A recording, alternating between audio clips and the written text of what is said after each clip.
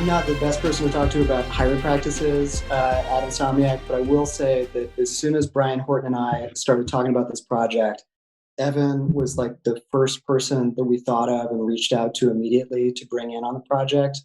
So I think that like Evan Horton and I have been on this thing longer than anybody else. I mean, what Evan? Do you want to talk about like what it was like for you getting brought in?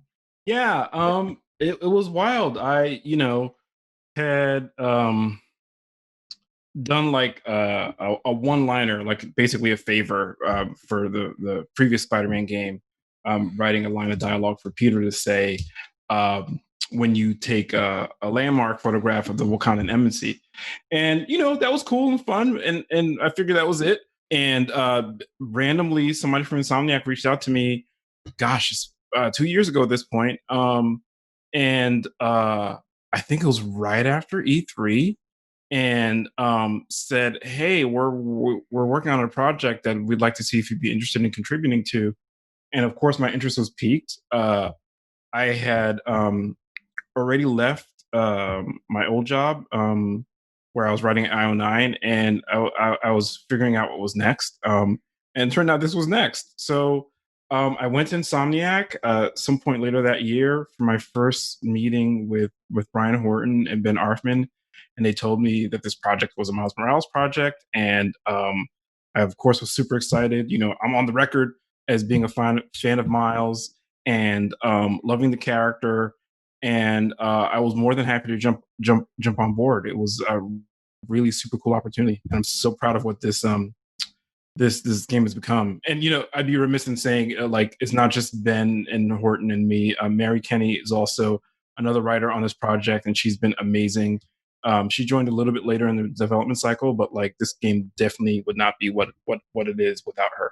Take me into the writer's room for the first kind of talks about direction, where you wanted to take the story and Miles. Dude, that's the way back machine. I've been trying to get prep for this, I've been trying to like remember, okay, 2 years ago when we were first in that conference room talking about this, like what were we saying? I feel like, Evan, when we first sat down, like I just remember so much enthusiasm about Miles, but also like you had a great take on Miles versus Pete that I think really Yeah. informed a lot of our foundation. I don't know if you want to go into that. Yeah, I mean, I really feel like Miles is an avatar of like teenage experience, in a way that has advanced so much from when Peter Parker was a teenager. My shorthand for this basically is saying that I personally believe that uh, Miles as a teenager is cooler than Peter Parker as a teenager. He dresses better than Peter did. He's got friends. He's got game. He's not good game, but like he can at least talk to someone he's attracted to, whereas Peter could barely manage that in his early years. I think he's more connected to the world that surrounds him. Peter Parker early on was a very reactive kind of character. And, that's part of how we understood teenagers back then, right? And I think we understand teenagers differently now. Like they're their own people with their own concerns and ways of moving through the world. And I feel like you get so much of that through Miles, as a civilian and as a superhero. So that was one of the things I really wanted to focus on early on when we had those first meetings. Totally. And I think Evan talking about that really started spinning gears in our heads about like, okay, we want to approach this story with a little bit more of a sense of interconnection in Miles's life than maybe Pete has. Pete really puts a wall up between his superhero life and his personal life. Very much and there's so. not necessarily as many people that he lets see both sides of that. And with Miles, we were really excited with his best friend, Genki Lee, to kind of as a starting point, okay, Genki is one of the first people that Miles told about his identity. So he's going to have a confidant and he's going to be a little bit more, maybe balanced in that sense that he has somebody that he can talk to about all this intensity that's going on. And then that kind of became a foundation for some of the other thematic concerns we had with, the character under the mask, Miles, the human, where we made a decision pretty early on that, okay, we were going to have Miles's home base be in Harlem. It wasn't going to be Brooklyn like it's traditionally been. But we didn't want that to just be like okay, cool, we're going to transport this character that is so closely associated with this borough to Manhattan and say, that's the way it is. We wanted to make that foundational to the story about, okay, this is going to be a story about Miles getting to know this new home that he's living in, right? What does it mean to fall in love with a new home, have that home fall in love with you? And we really tried to ground that in uh, Miles getting to know his neighbors and the residents that live around him. So that was Evan just talking about, like, okay, Miles is somebody who's more balanced. He has more connections in his life. He's more comfortable with this. That was kind of grounding for a lot of what we built up, especially on the human side of his character in terms of his arc. Well, one opportunity that Miles affords you, in terms of parsing out what's different from him and Pete, is that like he has a family. He's young enough to still have you know uh, an actual father, if not father figures, a mother who's active in his life. And an uncle, like as we've seen in different iterations of the character, who like impacts him in various ways, right? So like that's all things to consider when you're shaping a story around this character.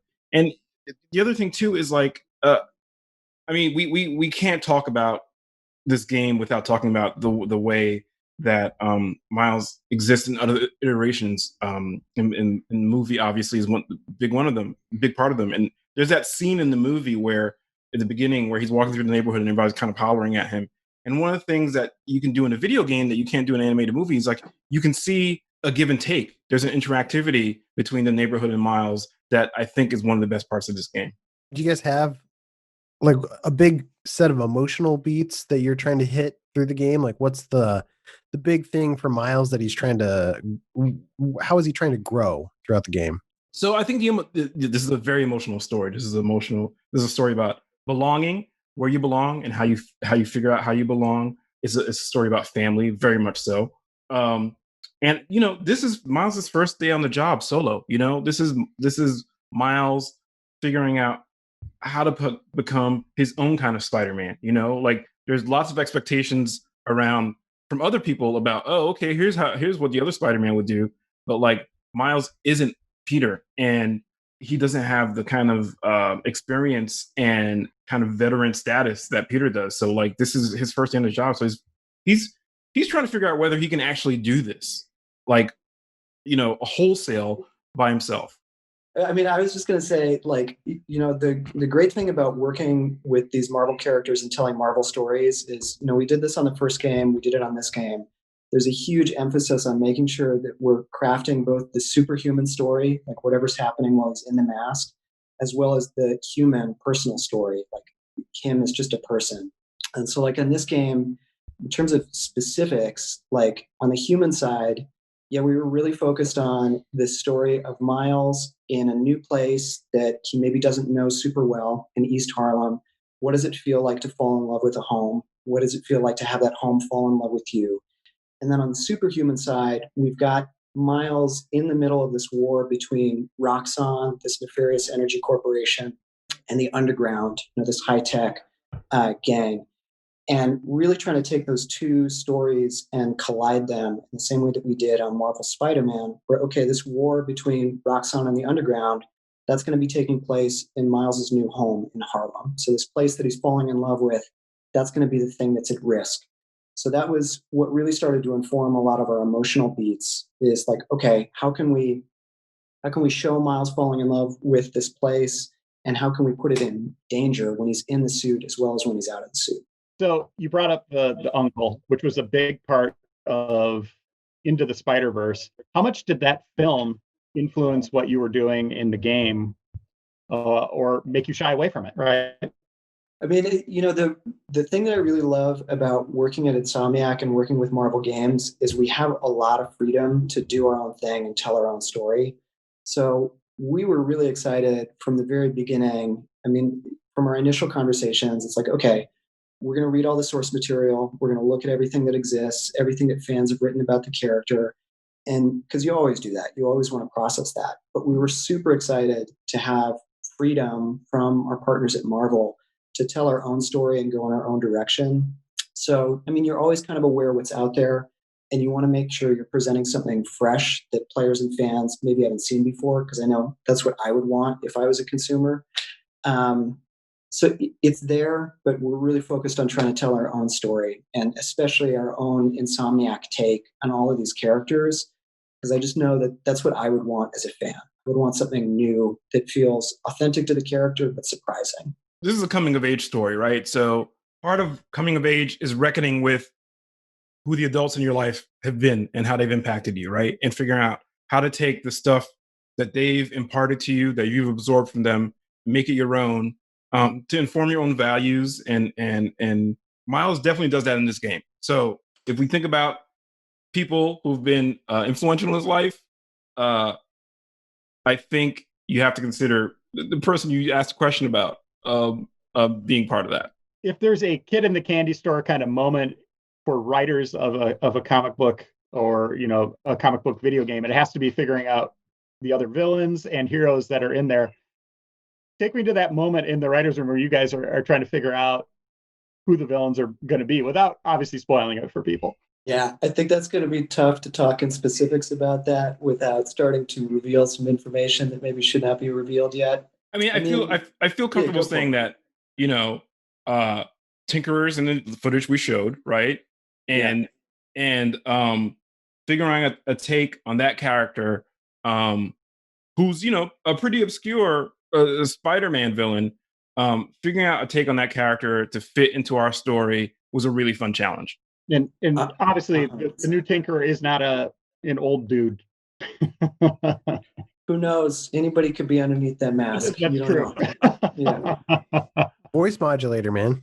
Exactly. Yeah. I guess in answering that question, which isn't really an answer, but it's going back to what Evan was saying before. Miles has all these important personal relationships, and in a lot of ways, this is a story, if not about literal family, about like people who you're so close to that they become family. So in the best Marvel tradition, I would say that there's a lot of high drama that was really fun to explore with all of our characters, but especially with the antagonists. Like, I mean, that's where it's at, man. When you always want, especially when you're doing a game and you're putting as much of your emotional moments on the stick as possible, and you're doing a superhero game, so you're going to have big epic boss battles, right? You want those to feel like an argument at the kitchen table as much as possible, right? You want them to have some real meat on their bones. That's one of the reasons I love the auto fight in Spider-Man, is that it just feels very personal. So it was exciting to mine that stuff, and I wish I could talk more in detail about the characters, and maybe we'll get to soon enough. I have just a personal question for Evan. You wrote Black Panther, the comic books. What's the difference there? Or are there similarities between writing a comic book and then writing a comic book game? Yeah, there are similarities. You want to figure out characters' motivations, and how they can, bang up against each other. Not just typical hero villain stuff, but hero stuff too, right? Like, okay, maybe we have different points of view.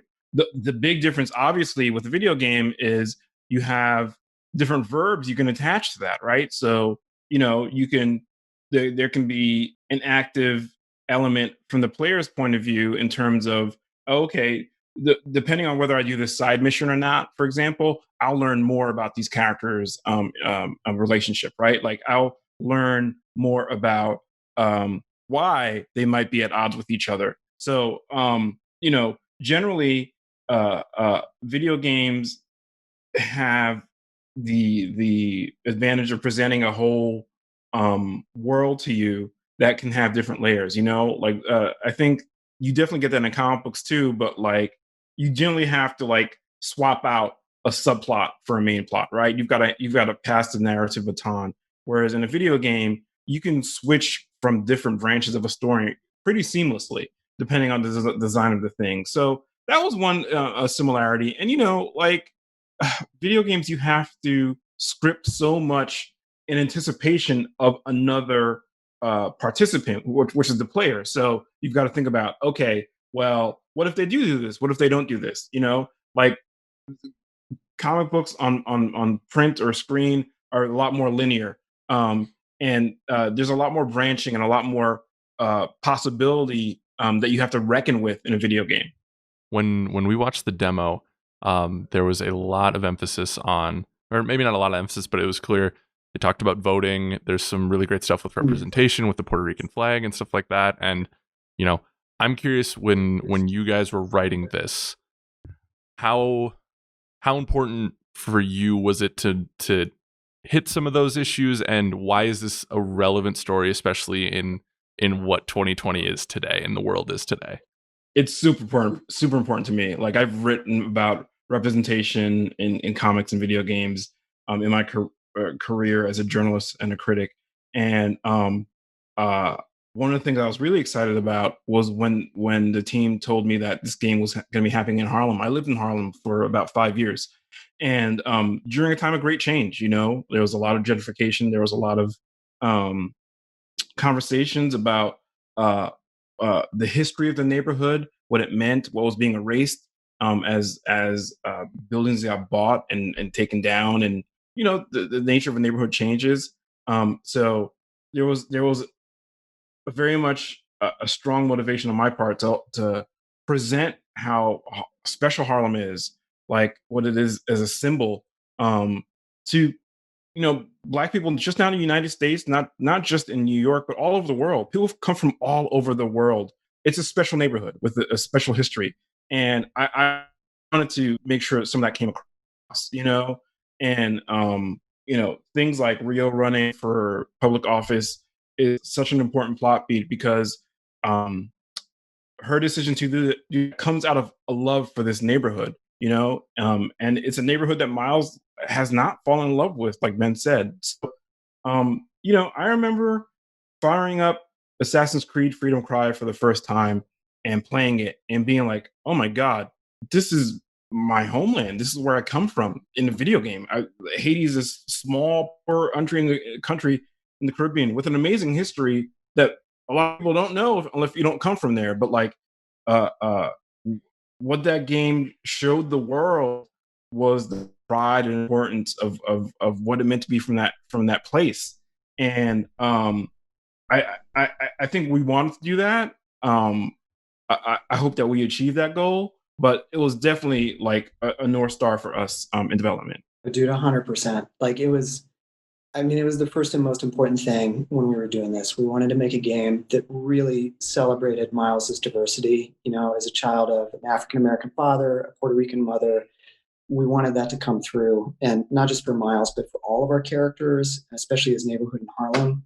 And in terms of how we went about doing that, it's like, at least for me, the most important thing is trying to bring in as many voices as possible so you can start to illuminate your own blind spots, right? So like Evan is obviously one of the first and most important voices, but he's one guy, right? So like we were really lucky being a part of Sony. They were able to run some really phenomenal in-person research tests for us, where they actually went to Harlem and went into the homes of people from different backgrounds of some of the characters that we were looking to represent, and actually showed them materials from our game to get responses to what we had put together, which was really valuable. But then kind of even more valuable, they ran a series of kind of focus group discussions with people from different backgrounds, just talking about media representation in general. And like, what are things that you've seen when you've seen characters that remind you of yourself or someone that you've liked and you want to see more of? What are things that you've seen that really disappoint you and you would like to see less of? So that stuff really, really helped us shape, the characters, some of the storylines, got into the nitty gritty of like the details of what is going to be on the walls in Miles's apartment, what's on the streets in Harlem. And then as we were working, our team is really diverse, and we were always engaging everybody on the team to get their own inspiration. But at any point, or at some point, you're always going to you're going to want to start to represent a character that maybe nobody on the team has immediate experience with. And so that's when you have to start going to outside voices who are targeted. And like, there's a lot of examples of how we had to do this on this project, but one is we knew from the very beginning, we really wanted to have Miles and Rio talking in Spanish to each other. And we really wanted to hear Spanish out on the streets of Harlem. So we found a dialect coach who specialized in that, subset of Spanish. And all of our Spanish language scripts, we would send to him to review. And it wasn't just like correcting grammatical mistakes. It was really looking for idioms and slang that are specific to that neighborhood that we could put into our scripts that people would recognize. And then he actually worked closely with our actors on accent and pronunciation to make sure we were getting that right. So that's like one example, but that's kind of how we approach the whole thing. Is like, we really want it. I've seen a few of the YouTube reaction videos that have been really powerful and moving. For sure. And I think a thing that we really want to do at Insomniac is give every player the opportunity to see a character that reminds them of themselves or, you know, loved one, and just feel really good about that moment of recognition. You For know? So it's a huge focus.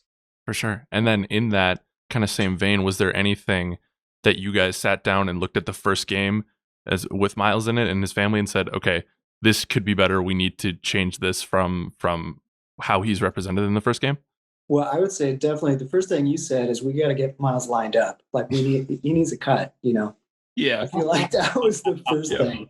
Yeah, I realized it was a time of stress and crisis, and sometimes, you know, you can go a while between cuts. But for his marquee video game, for his first appearance as a solo superhero, like he needs to get fresh. And I think you know, the initial teaser reveal, like 90% of the feedback I saw was about his cut, and I can't take sole responsibility for that, but I definitely said something. Yeah, but I mean I give you a lot of responsibility on that, Evan. You know, I'm happy to say that. Can you elaborate a little bit more on like why that needed to happen and why you think it's better? Miles looked like he didn't care about the way he looked, and at least amongst me and my cohort, my friends, like, nah. You know, I think when it wasn't just like he had like an overgrown kind of afro, it was like the styling and the intention and the care to detail of his haircut.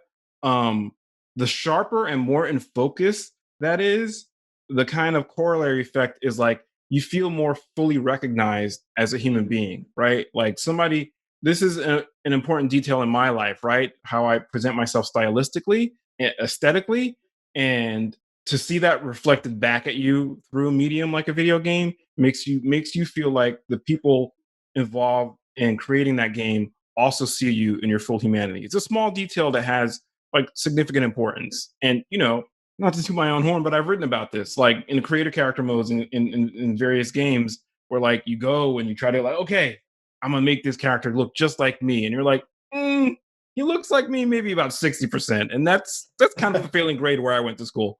So we definitely want to be like a little bit sharper, more focused, and, you know, present him as somebody who like cares about the way he looks and how he presents himself to the world, because we cared about that. Miles, obviously, like you said, he has a lot of relationships. He has his life together. You know, he's in a new neighborhood. That's obviously a challenge in his life or something he's adjusting to. But Peter just kind of drops a bomb on him, like, "See you later. You're New York's only Spider-Man."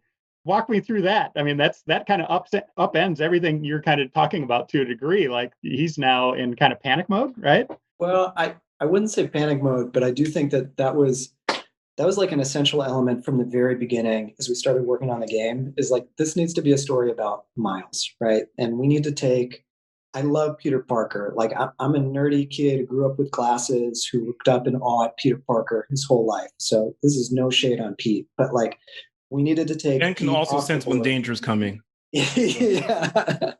Yeah. But like we knew right away, it's like, okay, we got to take Pete off the board because this does need to be a story about Miles discovering for himself what it means to be Spider-Man, a hero, you know, what this role means to him. So that was a guiding light throughout production of like, this isn't just about Miles becoming his own Spider-Man. It needs to be his own journey that he's taking. It's not something where Pete is always kind of playing mother hen around him. This is about Miles standing on his own. To kind of piggyback on what Ben was saying, like after the events of the previous game, Pete, you know, I think has a renewed kind of commitment to his personal relationships in his own life, right? So, you know, he had to Spider-Man really hard for like the whole duration of that game, right? So like by the end of that game, he's reconnected with Mary Jane. You know, he's lost May, you know, so like I think the idea of like work-life balance for Pete is something he lost sight of and is trying to regain. And, you know, he's got like a partner now, you know, like who he feels is competent enough to let him mine the store for the events of this game. So what is the kind of metatextual consideration that Ben was talking about this is going to be Miles's game? We don't want him to seem like a sidekick or orthogonal in any way. Like we can ground that in the character dynamics of where Peter finds himself after the events of the previous game. So that was a really fun place to land. So is this kind of a point of graduation for Miles, where he gets the suit? So I would say, and Ben, correct me if I'm wrong, I would say it's not graduation so much as he aced the interview, he got hired, and maybe now he's on a probationary period or tryout period. And by the end of the game, you figure out whether he's cut out for this kind of work or not. The only thing I'll say about the suit, because I know that there's stuff that we're not revealing yet, you know, there's clearly an iconic Miles suit that exists in the world that everybody knows about. And that was another element for us. We needed to make sure that obviously that suit's going to be in the game. That suit has to be tied to an important story reason why it comes about. And that was another thing where it was like, it didn't feel right to us that Pete is going to give him this suit. No, this is Miles becoming his own hero and finding his way and figuring out how he's going to express himself in the world. That's going to be his choice and driven by him. So I'll say that there's definitely reasons for why the suit that you saw looks the way that it does. So he starts out with a mask. It seems like Peter gave him a mask to hide his identity, but then Miles kind of pulled together his own suit with the hoodie, the jacket, the sneakers. You know, like it seems like he kind of developed his own style. In this moment of acing the interview, Peter gives him his first suit. Is that what we're seeing here? It's his first like full on like super suit that has like the full like UI and everything and some of the like heads up display, you know. So that's really, if he was kind of cobbling together through like what they could make do with from some of Pete's, you know, old school suits, old stuff. Yeah. This is the first like full, okay, like head to toe, I have the look of being a superhero. I hope Pete wasn't giving him like hand-me-down masks, like previously used masks. That would be gross. I know, Yeah. That would be sweaty. Especially in today's world, that's a no-go. No, man. yeah. You got to sanitize that. Yeah.